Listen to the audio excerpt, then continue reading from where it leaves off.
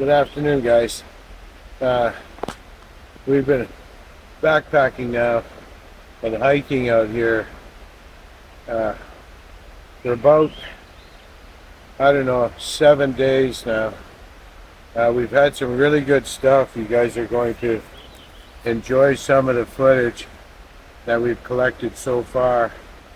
We're in prime country for this kind of stuff, like I'm maybe a little bit of a guy, like I like to joke around as much as the next guy type of deal, but when it comes to this, you got to be really safe and keep your wits about you.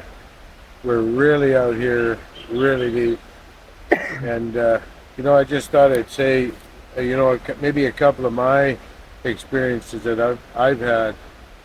This is going back 20 years or so. I was in a forest like this, actually not too far from here. I was camping by myself. It was a solo trip.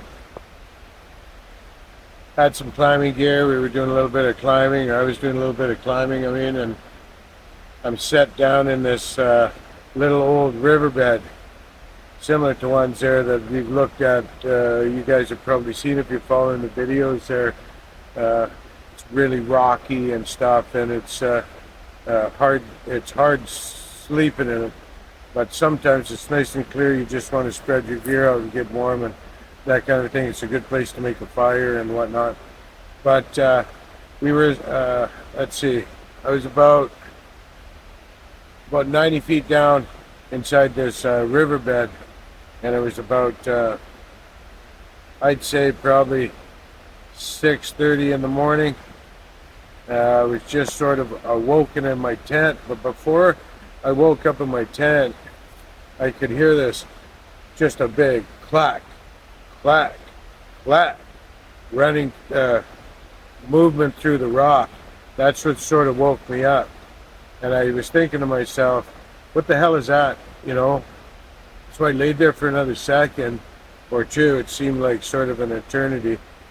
But I sat up, peeked out of my tent and crawled out of my tent. And just as I was crawling out of my tent, coming from the opposite direction where I heard the clacks leaving me, because the clacks were like literally right outside my tent, right? So I poked my head out and I couldn't see anything. I get out of my tent, now I'm standing there. So I lit a smoke and I'm standing there thinking, what the heck was that kind of thing?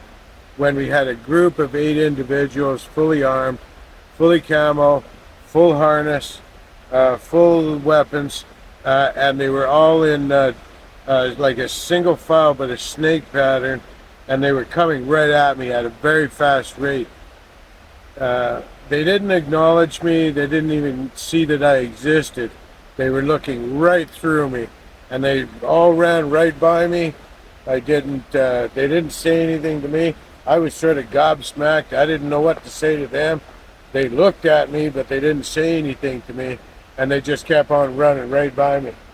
And so that's one thing that I attribute to one experience with Bigfoot, because you always hear that conspiracy theory that the government knows. Well, something was going on there that day, and I know that something real big ran right by my tent, right, like loud. These are like loud clacks, and then to have them moving in a rate, not to say hi, not to say, like when you're in a very remote place, you sort of, if I had Johnny in a cabin, like 2 miles away, anytime I'm walking that area, I'm going to go and say hi to Johnny, because that's what you do.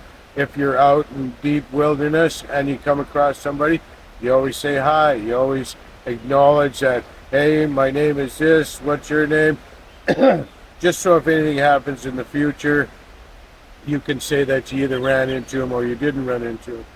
But that was one experience that I had that sort of gave me a little shake in my boots, and because there's nobody around where I was, like literally no. I don't even know how they got in there, to be honest with you, because it took me, I don't know, it took me 2.5 days to hike in there solo, and it was just treacherous mountain, very similar force to this, and to come to a cliff and then rappel down and then set my camp up on the cliff. I almost think that they had been chasing that creature for, or if it was, well, it couldn't have been a. See, that's the thing. The footsteps were clear, clunk, clunk, clunk, like those big clacks on the stones as they're running through the river, and fascinating.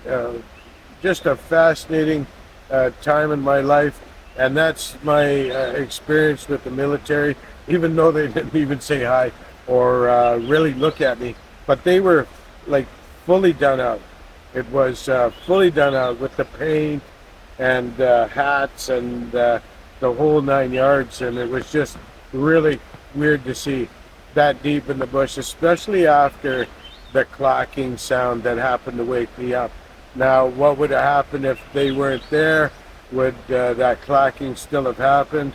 I don't know. But and to be honest with you, the looks on their faces, they weren't there for training. They weren't there for walking around in the bush and collecting soil samples and plants. They were there for a reason. And so that's one story that I got. I'll get into another story on another day of other places that I've been, and other stories there that I've got. Yeah, I'm definitely a Bigfoot. I just wanted to show you something there. This is what I take there when I'm out. It's a 12 gauge pump, short handle, very nasty.